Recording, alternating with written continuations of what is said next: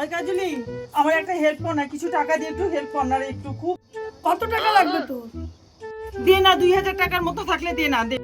আমার কাছে তো অত টাকা নাই, এই নে 500 টাকা আছে, 500 টাকা নে।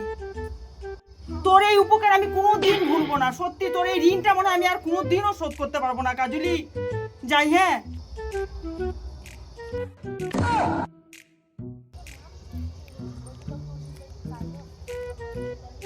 বাবা, ওকে 500 টাকা দিছিলাম না, ও কিভাবে 5 কাটা চলে গেল। কি রে রাখি, শুনে দিকে।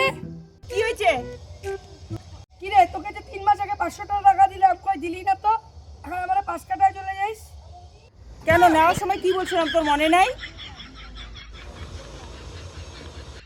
কি জানি বলছিলি, ঋণ শোধ করতে পারবো না। হ্যাঁ, আমি বললাম না তোকে নেওয়ার সময় তোর এই ঋণ মনে হয় আমি আর কোনোদিনও শোধ করতে পারবো না, তোর কি মনে নাই?